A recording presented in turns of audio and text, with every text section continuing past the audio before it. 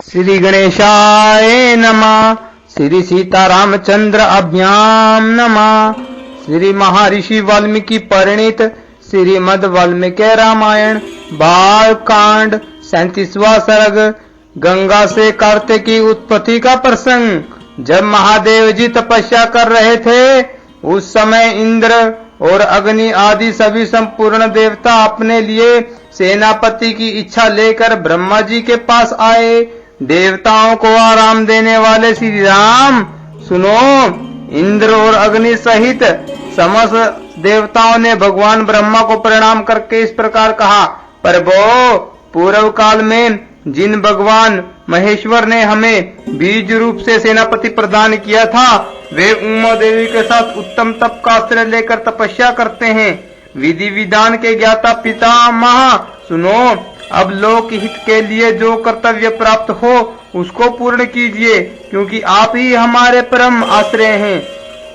देवताओं की यह बात सुनकर संपूर्ण लोकों के पितामह ब्रह्मा जी ने मधुर वचनों द्वारा उन्हें सत्वाना देते हुए कहा, देवताओं सुनो, गिरिराज कुमारी पार्वती ने जो शाप दिया है उसके अनुसार तुम्हें अपनी पत्नियों के गर्भ से अब कोई संतान नहीं होगी। उमा देवी की वाणी अमोघ है, अंत वह सत्य होकर ही रहेगी, इसमें संशय नहीं है।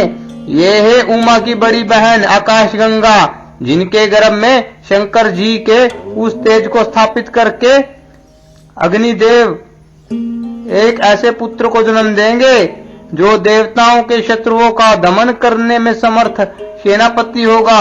ये गंगा गिरिराज कुमारी की ज्येष्ठ पुत्री है। अंत अपनी छोटी बहन के उस पुत्र को अपने ही पुत्र के समान मानेगी। उमा को भी यह बहुत प्रिय लगेगा, इसमें संशय नहीं है। रघुनंदन सुनो, ब्रह्मा जी का यह वचन सुनकर सब देवता कृत्य हो गए। उन्होंने ब्रह्मा जी को प्रणाम करके उनका पूजन किया। श्री राम सुनो, विविध धातुओं से अलंकृत उत्तम कैलाश पर्वत पर जाकर उन संपूर्ण देवताओं ने अग्निदेव को पुत्र उत्पन्न करने के कार्य में नियुक्त किया। वे बोले, देव सुनो, हुताशन सुनो, यह देवताओं का कार्य है, इसे सिद्ध कीजिए। भगवान रुद्र के उस महान तेज को आप गंगा जी में स्थापित कर दीजिए। तब देवताओं से बहुत अच्छा कहकर अग्निदेव गंगा जी के निकट आए और बोले, देवी सुनो, आप इस गर्भ को धारण करें, यह देवताओं का प्रिय कार्य है। अग्निदेव की यह बात सुनकर गंगा देवी ने दिव्य रूप धारण कर लिया। उनकी यह महिमा, यह रूप वैभव देखकर अग्निदेव ने उस रुद्र तेज को उनके सब ओर बिखेर दिया। रघुनंदन सुनो, अग्निदेव ने जब आकाश गंगा को सब ओर से उस रुद्र तेज द्वारा अभिषिक्त कर दिया, तब गंगा जी के सारे स्रोत उससे परिपूर्ण हो गए। तब गंगा ने समस्त देवताओं के अग्रगामी अग्निदेव से इस प्रकार कहा, देव सुने, आपके द्वारा स्थापित किए गए इस बड़े हुए तेज को धारण करने में मैं असमर्थ हूँ। इसकी आंच से जल रही हूँ और मेरी चेतना व्यथित हो गई है। तब संपूर्ण देवताओं के भविष्य को भोग लगाने वाले अग्निदेव ने गंगा जी देवी जी से कहा, देवी सुनो, हिमालय पर्वत के पार्श्व भाग में इस गर्भ को स्थापित कर दीजिए। निष्पाप रघुनंदन सुनो, अग्निदेव की यह बात सुनकर महातेजस्वनी गंगा ने उस अत्यंत प्रकाशमान गर्भ को अपने स्रोत से निकालकर यथोचित स्थान में रख दिया। गंगा के गर्भ से जो तेज निकला वह तपाए हुए जाम्बूनंद नामक स्वर्ण के समान कांतिमान दिखाई देने लगा। गंगा स्वर्ण में मेरुगिरी से प्रकट हुई। अंत उनका बालक भी वैसा ही रूप रंग का हुआ। पृथ्वी पर जहाँ वह तेजस्वी गर्भ स्थापित हुआ, वहाँ की भूमि तथा प्रत्येक वस्तु स्वर्ण में हो गई। उसके आसपास का स्थान अनुपम प्रभा से प्रकाशित होने वाला रजत हो गया।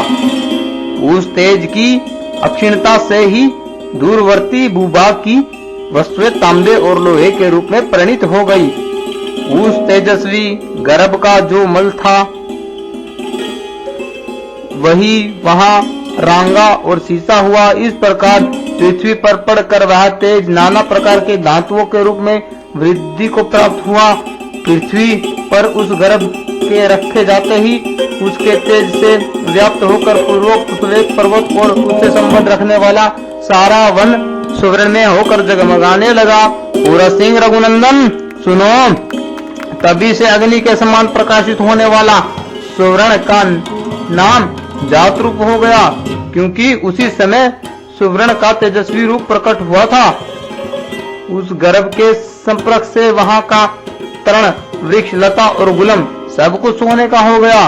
तदंतर इंद्र और मरुदगणों सहित संपूर्ण देवताओं ने वहां उत्पन्न हुए कुमार को दूध पिलाने के लिए 6 कृतिकाओं को नियुक्त किया। तब उन कृतिकाओं ने यह हम सबका पुत्र हो ऐसी उत्तम शर्त रखकर और इस बात का निश्चय विश्वास लेकर उस नवजात बालक को अपना दूध प्रदान किया। उस समय सब देवता बोले, यह बालक कार्तिकेय कहलाएगा और तुम लोगों का त्रिभुवन विख्यात पुत्र होगा, इसमें संशय नहीं है। देवताओं का यह अनुकूल वचन सुनकर शिव और पार्वती ने संकलित तथा गंगा द्वारा गर्भ स्त्राव होने पर प्रकट हुए अग्नि के समान उत्तम प्रभा से प्रकाशित होने वाले उस बालक को कृतिकाओं ने नहलाया। काकुत्स्थ कुलभूषण श्री राम सुने, अग्नि तुल्य तेजस्वी बाहु कार्तिकेय गर्भ स्त्राव काल में संकदित हुए, इसलिए देवताओं ने उन्हें सकंद कहकर पुकारा है। तदंतर कृतिकाओं के सतनों में परम उत्तम दूध प्रकट हुआ। उस समय सकंद ने अपने 6 मुख प्रकट करके उन 6 का एक साथ ही सतन पान किया। एक ही दिन दूध पीकर उस सुकुमार शरीर वाले शक्तिशाली कुमार ने अपने पराक्रम से दैत्यों की सारी सेनाओं पर विजय प्राप्त की। तत्पश्चात अग्नि आदि सब देवताओं ने मिलकर उन महातेजस्वी सकंद का देव सेनापति के पद पर अभिषेक किया। श्री राम सुनो, यह मैंने तुम्हें गंगा जी के चरित्र को विस्तार पूर्वक बताया है, साथ ही कुमार कार्तिकेय के जन्म का भी प्रसंग सुनाया है, जो श्रोताओं को धन्य एवं पुण्यात्मा बनाने वाला है।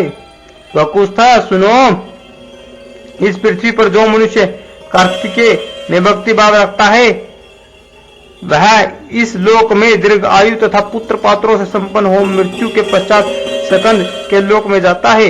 इस प्रकार श्री वाल्मीकि निर्मित आर्ष रामायण आदि काव्य के बाल कांड में 37वां सर्ग पूरा हुआ।